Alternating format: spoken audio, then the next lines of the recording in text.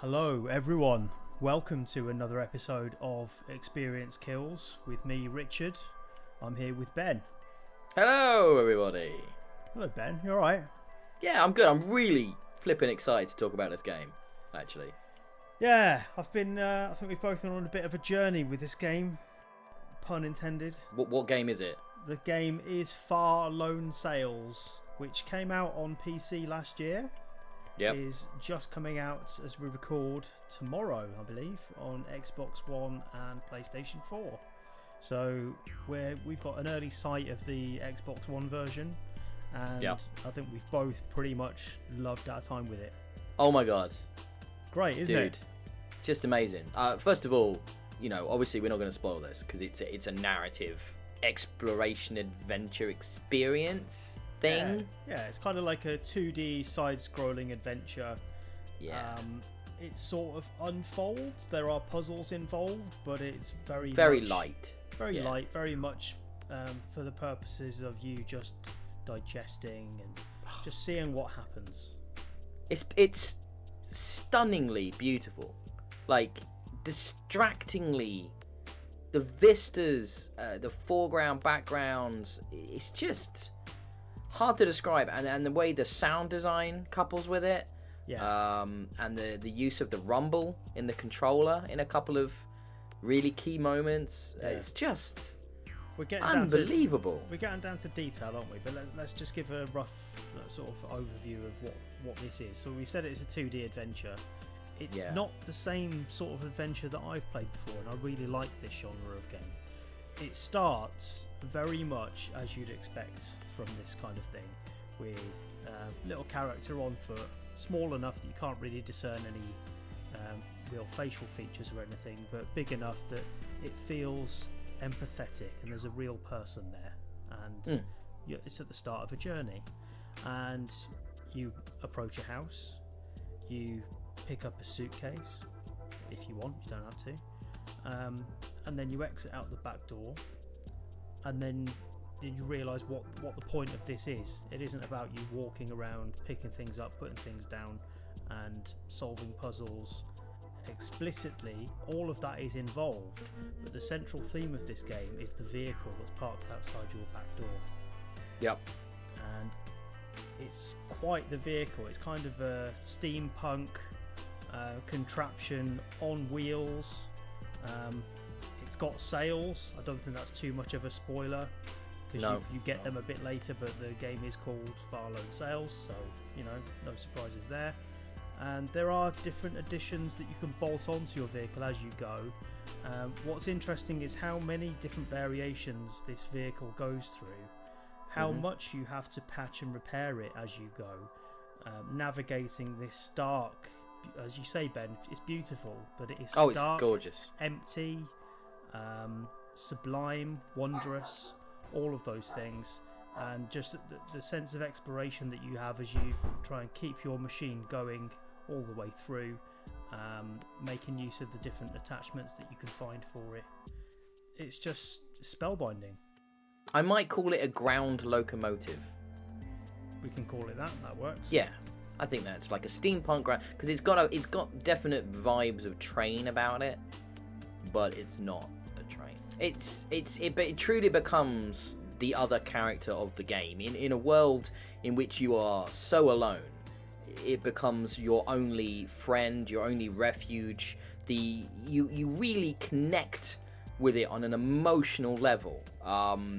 Obviously, trying not to spoil anything here, and we're not going to spoil anything, but there are some incredibly emotionally impactful moments in this game. Everything from utter sadness to elation to hope and fear, and just confusion. It's truly incredible with what this developer has pulled off with this game. I'm super impressed with it, and I think the word that comes to mind is this: if you ever want an example of our video games art, this is art. I think you're right. I don't want to get too highbrow about it, because it's not a game for, I suppose you and I are sort of aficionados of this sort of genre, aren't we? Well, Inside comes to mind, yeah? Yeah. We love for the art style. We love that sort of thing. Yes. it's not this highbrow, inaccessible title. It's something that all sorts of people can get involved with. It's accessible enough that the puzzles are fairly rudimentary but rewarding to work your way through. It's great to look at. You mentioned the soundtrack earlier. Oh yeah. And it's something I made a note of because it's got a contextual soundtrack that it just is. We've seen it before, but it works so well in this game because of the nature of how you move through the landscape on this rolling sort of steam-powered device that has this unique rhythm to it, and the music follows that rhythm. So as your steam sort of runs out, your fuel starts to ebb away because you've got to constantly refuel this thing with whatever you can find. I suppose that's the biggest gameplay mechanic, yeah? The fueling. Yeah, but just the way that the music ties into that is phenomenal. Like as soon as the machine starts to slow down, the music starts to fade away, and just the rhythms of it all, it builds the emotion and the atmosphere perfectly. It does this thing where it structures its levels so that there will be like long open expanses where you can really pick up steam and feel like you're traveling and covering, you know, real distances prior to like getting stopped at some kind of roadblock, which you then have to work the puzzle and work out what needs to be done to help progress further. So it has this ebb and flow of sort of this kinetic journey, and then, you know, these more slower kind of almost story elements that help sort of unravel a little bit of the mystery of the world.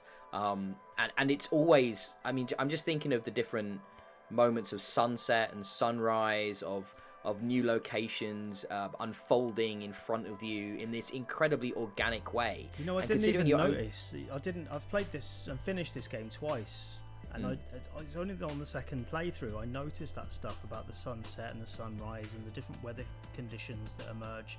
And there's so many cycles in this that, honestly, first time through, it sort of passed me by because I was, I suppose, sidetracked by the mechanics of the thing, just trying to keep this machine going and keeping enough stuff on board, because you've got to constantly scavenge the environment. You might have to stop for a while, which takes away the momentum of the thing, but you've got to stop and pick up some materials to use as fuel.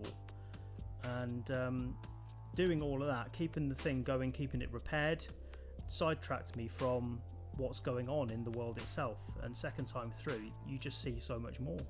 Yeah, I might do it again as well, to be honest. I don't often do that with games that are so experiential, I suppose. Yeah. But I think there are layers to this world. I think they do an incredible amount of environmental storytelling with so little, with such a fixed perspective, and restricted view into this world. You get a real sense of place, and it is an incredibly other world. I would say, probably, if you wanted to equate it, I would say like far future post-apocalypse of some nature. And it's just, and then the ending, you know, without spoiling it, is brilliant. That final sequence and what it means for your character and for the vehicle, just stunning, simplistic, emotive storytelling. And I know like you said, we can get overly effusive about such games as this, but what was the name of the developer again? It's called Okomotive from Switzerland. They are. Put it this way, they are now like the Inside, like the Playdead guys, like a couple of other developers like Supergiant. They are on my map, where it's whatever they produce next, I will check out immediately. Yeah, absolutely. I'd heard good things about this going in, and I wasn't disappointed at all.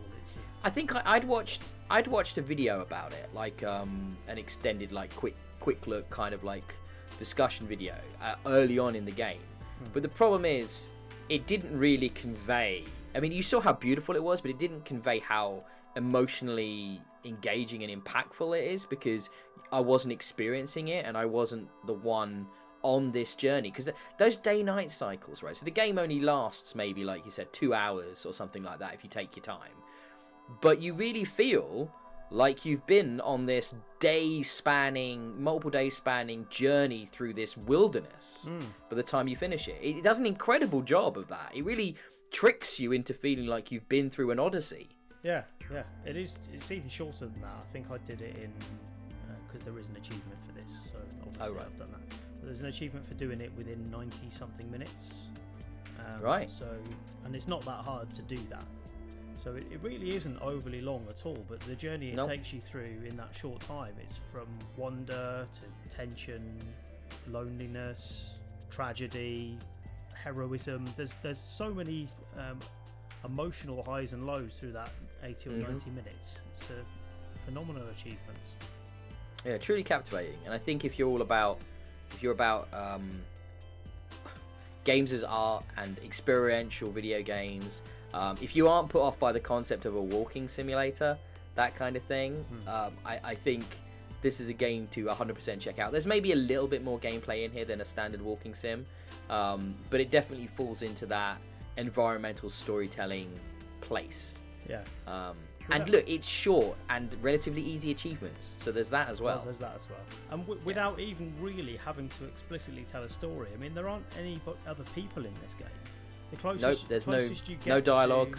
No dialogue. The closest you get to any sort of human presence is the odd radio that sort of emits vague human sounds, or pictures and photos of people that have been but aren't anywhere to be seen any longer. There's not really any sign of where they've gone, what's happened to them.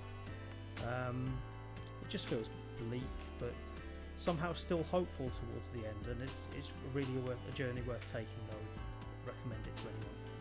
Absolutely, 100% agree with you. So I think that is probably our journey with Far Lone Sails. Go play it. Just go play this game. Everyone go play it. Play it at least once. Play it twice. But yeah, that's been us. We're Experience Kills. I'm Richard. I'm at Colonel Red on Twitter. You can find Ben at DIYE on Twitter. And our main Twitter account is obviously at Experience Kills. So thanks for listening. Hope to have you listen again next time when we're reviewing whatever it is we're reviewing next. Yep. See you then. Bye. Bye.